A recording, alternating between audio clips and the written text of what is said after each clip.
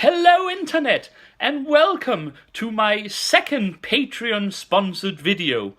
And no, I don't actually have a patron. However, I do have friends who from time to time request that I talk about certain things, and in this case it was my very dear friend Annie who decided that she wanted to hear a bit about Saint Olav, Olav II of Norway, more specifically Olav Haraldsson. And since Olav is a somewhat interesting character as the first sort of real king of a united Norway, I figured, yeah, that wouldn't be a problem. So, enjoy. First, though, we need a little background. Around the year 1000 AD, Norway, unlike the other northern or Scandinavian kingdoms, haven't really coalesced into a single nation yet. Denmark had basically been under the rule of a central authoritarian power, or at least a central authority, for about on and off 200 years, and especially for 50 years since the 950s. Sweden as well had starting to go into that particular way of organizing. Norway, however, remained as it basically had for centuries, a huge collection of very small kingdoms, some of them ruling what is today would be considered a county, some of them ruling, a little bit more, some of them basically ruling their own farmstead, but, calling themselves kings because a king was a job more than whatever it was. But again, Norway was this huge collection of smaller fiefdoms and kingdoms and earldoms and whatever people choose to call themselves. Denmark had for quite a while actually sat on the southern part of Norway around modern day Oslo, and Sweden were making certain inroads into the eastern parts of the countryside. However, a couple of generations before, a fellow by the name of Harold Fairhair, had in fact almost managed to unite all of Norway under his single rule, and then he died. These things happen, but it didn't really work, and particularly, again, the Danish kings got back in, conquered most of Norway, and put in a regent to rule the country. However, in about 1014, the Danish king Sven Forkbeard died after having also conquered England, and because that created some problems between his sons over who was to rule England, who was to rule Denmark, and in fact, the English didn't particularly want to be ruled by them, so they also had something to say. There was a bit of issues in Denmark at the time, and it meant that Norway had a chance to, throw off the foreign yoke. They did that by calling in a descendant, son or grandson of Harold Fairhair, namely particularly this guy called Olaf, also known in his time as Olaf the Fat, or Olaf the Big. So, let's go with the fact that he was very muscular and not necessarily just, a lard ass. But anyway, Olav came back and became king of Norway, and in that fact managed to, in a very, very efficient and potent military campaign, unite the entire country for the first time. For this reason, of course, Olav have later been considered, one of the great national heroes of Norway, and there's absolutely no doubt that he deserves such a position. There's also no doubt that he perhaps do not deserve all the accolades he is given, because, Olav had a mission. He hadn't actually been in the country for most of his youth, he had been out of it, and he had been Christianized during his time in the, southern countries. And again, this was the style of the time. The Swedes, the Danes, everyone was basically Christianizing at the time. However, because Norway had been so divided and was a bit out of the way, it hadn't really taken up there. But Olav was determined, okay, I am now king of Norway, let us also set about teaching these heathens the true faith of light. So he decided to Christianize the entire country. Now, in and of itself, this probably wasn't necessarily something that would have given too much of a problem. It would just be yet another fate, and if there's one thing northern polytheists, have. It's a sort of belief that one more god might not be a bad thing. Thing is, Christianity isn't exactly a tolerant faith towards those who don't share it, and Olaf could have tried to, put the faith in slowly and convert his people by example and just, use the carrot. Unfortunately, Olaf didn't have a carrot. What he did have was a very large stick.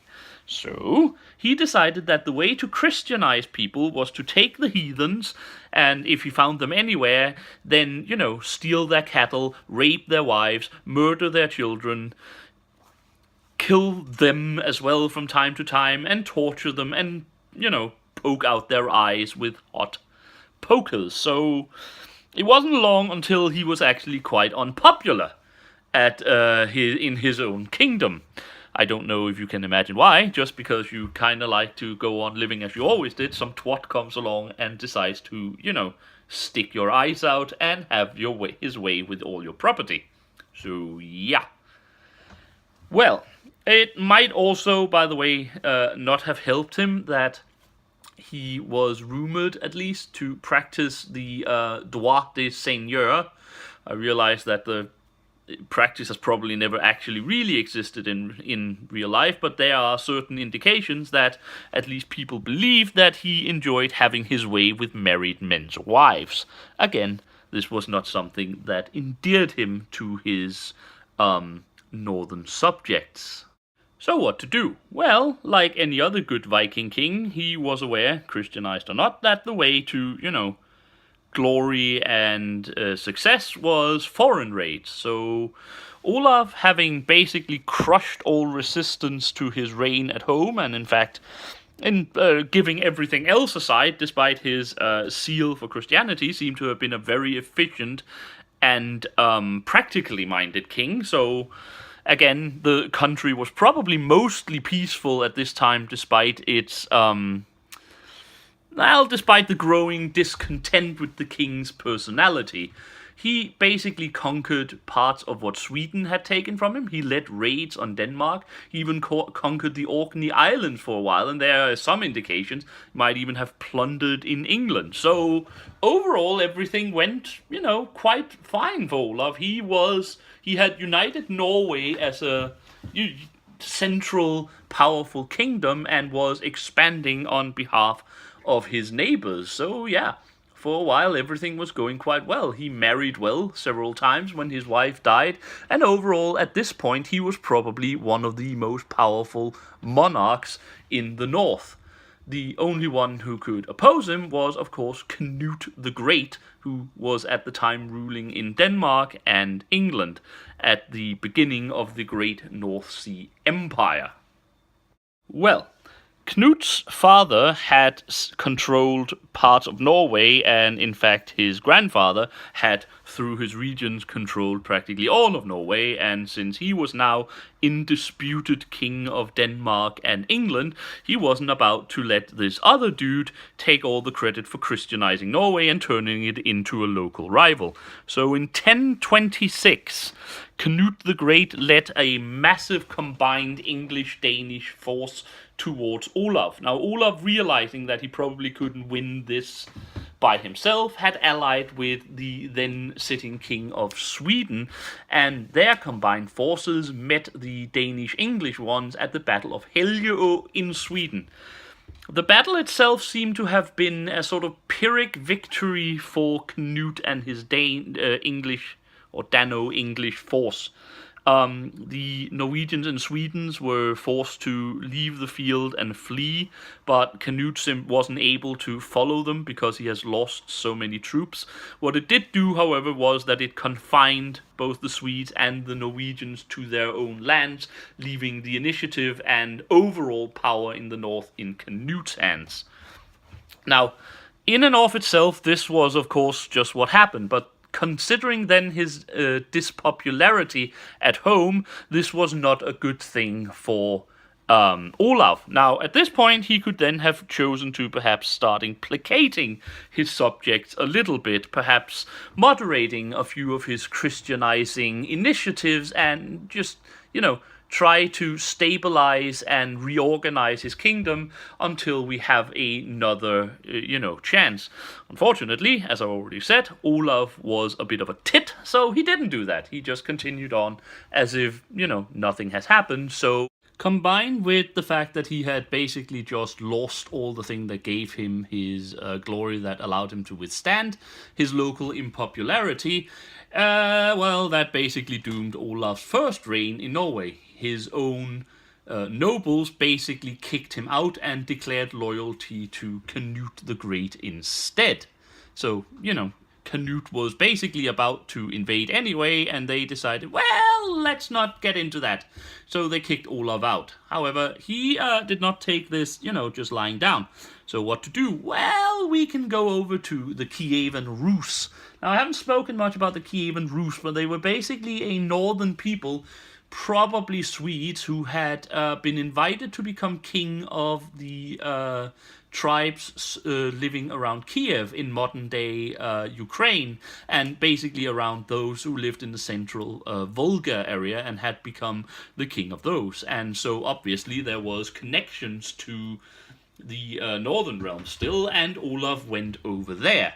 And about 3 years later, in 1029, the regent Håkon Eriksson, that Canute the Great had installed to rule Sweden in his name, was lost in an accident at sea, and Olav seized the opportunity to come back and take back his kingdom. However, it seemed like he had forgotten again why he was thrown out. He wasn't in fact thrown out because of Canute. Not really. He was thrown out because his own nobles didn't particularly like him. And even though 3 or 4 years had passed, they still really didn't like him. So, when he tried to come in and win back his kingdom, a large alliance of peasants and nobles and everything else went against him in the Battle of Stiklestad. And I don't know how to pronounce that in any other way, because it sounds funny to say Stiklestad. But anyway, there was a battle at Stiklestad, and in that, Olav was killed. So, yeah, that was basically Olav the Saint. What happened then later was, of course, that after some time, his grave was open, and it turned out that his hair was still growing, his fingernails were still growing, and his wounds were apparently still bleeding. So, combined with the fact that he had managed, of course, some Christianization during his time, and the fact that he was such a supporter of the Christian church, he very, very quickly became sainted. And when the new regions that Canute the Great had installed in Norway became very unpopular because they ruled as tyrants and in the Danish rather than Norwegian fashion just a few years later, the same Norwegian nobles who had killed Olav, in fact, then turned to his son Magnus to become the new king of a united Norway, and in fact they managed to succeed in that. They basically kicked out the Danes and installed Magnus on the throne of Norway.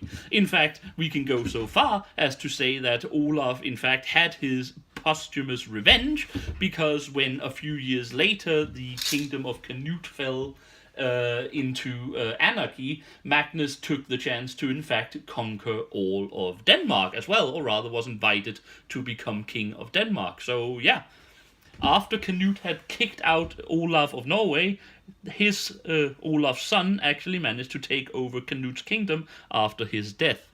But that was Olav the Saint, a man of vision, power, determination, and a bit more religious zeal than was probably wise for the long-term survival of his particular rule.